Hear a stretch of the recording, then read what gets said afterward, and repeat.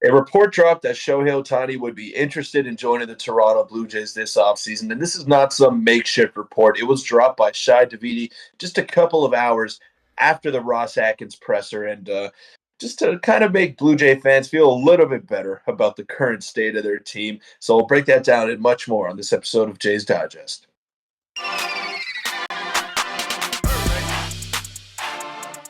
What's up, Jays fans? Konnichiwa. I'm your host, Peter Vryonis, alongside host Nick Goss. And we got some news on the Shohei Ohtani front. Let's hope that we can welcome a wider audience here, a wider Japanese audience as well, if Shohei Ohtani were to join the Toronto Blue Jays. However, it's not set in stone, of course. He's going to have his suitors in the West Coast. He's going to have his suitors pretty much all over the league because he's the best baseball player that we have ever seen with our two eyes, anyone that is alive on this planet right now. So he's going to have a lot of interest surrounding him, and it's going to be an interesting conversation to follow along all off season. But Nick, this report dropped just a couple of hours after the Ross Atkins presser, and it was from Shai Davidi, one of the more notable Blue Jay reporters. And he had this to say. He said basically that the Toronto Blue Jays would be in the market and that Shohei Ohtani values the Toronto Blue Jays developmental programs and admires their organization. Now, I don't know how accurate that is after the fiasco that went down yesterday, but this is great, encouraging news here, Nick. And if this happens, I mean, that pretty much solves all the problems that the Blue Jays have had over the course of the past two seasons. Yeah, this would solve, like you said, every single problem that we could imagine the Jays have going into this offseason and going into the season upcoming. Before we get in the video, make sure to subscribe button. About 70% of you guys aren't subscribed, so it would mean the world if you could do that. And Peter, let's get into exactly what he said. And like you said, it was in an article dropped right after the painful Ross Atkins press conference, and he said, nonetheless, freed up money will give the Blue Jays a chance to shop where they want in a thin free agent class. And then, of course, he went into the bomb here, which was the biggest prize, of course, of Shohei Ohtani, and some industry chatter in recent weeks suggested he'd be more open to an East Coast club this time around, had taken notice of the Blue Jays player development resources that the idea of adding a third country, Canada, to his prime fan base carried some appeal to him. So this is the first time that we've really heard about Shohei Ohtani and the Blue Jays since what feels like many years ago when he was originally scouting and choosing among his teams, and he ultimately went with the Los Angeles Angels. This is very, very interesting, and the key thing here is that industry chatter. So, their sources, like you said, Shai Davidi is probably the most notable reporter, and he's more open to an East Coast club this time around. Now, the Blue Jays player development resources have, of course, been one of the top notch. Everyone who comes here raves about them, so that's very, very cool. The fact that Shohei Ohtani maybe wants to expand, like you said in the intro there, to some more Canadians, get his brand on some more Canadians, definitely has some appeal. However, this could also be bad if he decides to go to a different East Coast team, like, I don't know, a different AL East team instead of the Blue Jays. It could be very bad. But let's take the positive side of it. Peter, this is pretty exciting if you're a Jays fan. At the very least, it's something to put a Band-Aid over the wound of late. Yeah, absolutely. And the other East Coast team that comes to mind is obviously the New York Yankees. They're going to have to be in there. I would have said the Mets had they not fallen apart this year, and the Boston Red Sox. I've heard some chatter about them as well. All those teams could break the bank, but so could the Blue Jays. They're one to spend money. They have the seventh highest payroll in all of baseball. But this is uncharted territory for them and for most teams as well. I mean, it's we haven't seen a $500 million contract be given out in the major leagues. We haven't seen a $600 million contract be given out either. And even though he's not going to pitch in this upcoming season, that's what he's in line for because he's one of the top hitters in the game. And even if he can't be a starting pitcher for that many years, just the impact that he'll have on your brand as a whole, the impact, the amount of money that he would generate for you, and him being on the East Coast, in my opinion, is more beneficial. Obviously, him playing on the West Coast allows his Japanese fans to get up early in the morning and watch his games before going to work. But if he were to be on the East Coast, he would attract a broader North American audience, in my opinion, because a lot of fans on the East Coast don't get to watch Shohei Ohtani because they're in bed by the time his first pitch is thrown. So him being in Toronto or Boston or New York, that'll add a whole new wrinkle to Major League Baseball.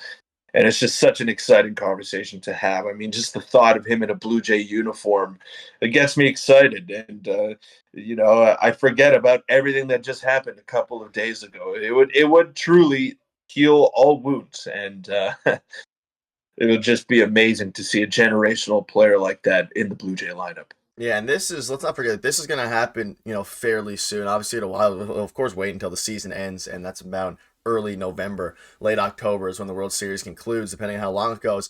So this is not something that we're going to have to wait months to figure out where he signs or where he ultimately goes. It's probably going to happen sooner than we think, and whether he goes to Toronto, like he says here, whether that's just more than the usual grist for the mill is a fair question, but it also underlines the current stakes for the Blue Jays, and that's a very good point as well he makes. Like, looking at the Blue Jays right now, they're not necessarily in limbo mode, but this free agent class is very, very underwhelming compared to prior ones. And two of the top free agents, like I mentioned in an earlier screenshot, are former Blue Jays and Lourdes Gurriel Jr. and Teoscar Hernandez. So if the Jays want to kind of make a huge splash and get, obviously the best player in baseball, the best player we've seen maybe ever, it'll cost them probably $500 or $600 million. But would Rogers be willing to make and spend that amount of money is the big question, and one that I'm sure if the rumors start to pick up more, we'll hear more about from insiders and things like that. And this was Chris Bassett speaking on how much he's enjoyed his time in Toronto. He said, you have so many people to trust you. You reach the plateau. To have this organization believe me like they do, it means the world to me. And those are powerful endorsements and offer market credibility that's being eroded at the moment, during this terrible mess that was the Blue Jays collapse. So there's a lot of people saying Toronto is a wonderful place to play. A lot of free agents are starting to, some free agents are starting to go to Toronto, George Springer, Kevin Gausman, etc. And like you said, East Coast probably offers a lot of market appeal for Ohtani, and it'll be vastly different than his West Coast the ways that they've been for the past while. But the question is, will Rogers shell out that money? Because if they do, you have one of the best hitters in baseball. And then once he comes back in 2025 for pitching, you have one of the best pitchers in baseball. So I don't know. I'm kind of all for it. I'm sure everyone's all for it. It's just a matter of if Rogers wants to fill up their biggest hole in one big way. Yeah, well, they have the money to do it. There's no doubt about that. And yeah, sure, it's a lot of money to give up front.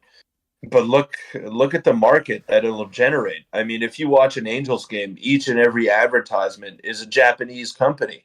You have you'll have a Budweiser ad that turns into a Japanese company when Shohei Ohtani steps up to the plate, or if he comes in to pitch. So that's the kind of impact that he can have. And yeah, sure, you're shelling out 500 to 600 million on this one player, but you're making it back just because of all the market sales that you have. You're making it back because of all the merchandise that you're selling. The Shohei merchandise is going to be flying off the shelves. And we know, Toronto fans are passionate. They voice their displeasure. But one thing that they don't do is they don't stop supporting their teams, no matter what happens. Through thick and thin, they're going to be there for this Blue Jays team. And if you have Shohei Ohtani, I mean, that'll just generate so much more buzz around the city, and any city, really. But I think it would be a smart investment for Rogers, just because they'll make that money back and they'll attract a lot more eyes to the Blue Jay brand. And ultimately, more eyes equals more money. And that's what you're in the business to do here. You're in the business to make money if you're Rogers, and it would be a smart investment. It's not like you're paying Mike Trout $400 million and there's no appeal there. There's no fan appeal. He's just Mike Trout, a guy who's very dry with the media, a guy who doesn't really generate any outside revenue. This is a totally different beast that we're talking about here. And Shohei Ohtani really has Major League Baseball and advertisers wrapped around his thumb, and he basically decides how the market dictates itself, and it's very interesting to see. Yeah, and we were, I don't need to show you guys this, but I'm going to do it anyway. You look at Shohei Ohtani's baseball on page, it's crazy. He is undergoing Tommy John surgery. He had almost 1,100 OPS last year, and he's just one of the best baseball minds best baseball players we've ever seen, best baseball minds we've ever seen. 1,100 OPS is crazy, and ultimately, what it comes down to is will Rogers want to pay, and then will Shohei Ohtani want to come to Toronto? We were one of the finalists a few years ago when he was looking for his teams, but we're finalists for a lot of things and a lot of free agents these days. So the question will be for the next however many months until he signs, maybe only 1 or 2 months, is if we are going to make the big offer, and then it's up to Shohei Ohtani if he'd rather stay in the West Coast, go to the Dodgers, go to the Padres, somewhere like that, or if he wants to come to the East Coast. And if that's the case, hopefully it's us and not the Yankees, because I do not want to play. Although it would be fun, I don't want to have Shohei Ohtani as a vast and crazy competitor for the next however many years, because it's probably going to cost 12 years, $600 million or something crazy like that. But any quick final thoughts before we wrap up? Yeah, I mean, I can't wait to see where he lands. It's going to be so interesting to follow all off season long. I think the Blue Jays have an outside chance. I wouldn't necessarily put them as one of the favorites to land him, but they're right there. They're right there in the mix just because of the payroll and the bankroll that they're working with in the offseason. So they're shedding a lot of salary with not Kevin Kiermaier coming off the books, Brandon Belt, Whit Merrifield, Matt Chapman. So there's going to be some holes to fill that they can fill internally as well. So you're going to have guys coming up from the minor leagues like Orelvis Martinez, Addison Barger in due time, Ricky Tiedemann as well. So you have those cheaper options to get you through these next few years before those free agency years start to kick in. But you'll have some money open up at least this year for Shohei Ohtani, and I think there's a chance. They got to go after it. They got to pursue him aggressively, and they got to sell him on the idea of having a third country in his brand, because ultimately that's going to be big. Whatever he's making from baseball, he's probably going to triple it or quadruple it from his endorsements and from all the fans. So that's going to be the most important sell for Shohei Ohtani. And it's a big market. It's the fourth largest market in North America, and you've got a whole country behind you as well. So I could definitely see a world in which the Blue Jays are big-time players for Ohtani this offseason. Yeah, and hopefully we can go ahead and make an offer and stay within those rumor mills for as long as we can, and hopefully ultimately get the best player we've ever seen. But that'll wrap up the video. An exciting topic. I was going to say an exciting time to be a Jays fan, but for a lot of us out there, it's still painful watching Gabriel Moreno hit a huge home run off Clayton Kershaw. But I'll put that aside. Enjoy your Thanksgiving if you are Canadian over the next couple of days, and enjoy the weekend, and we'll see you guys soon. Thanks.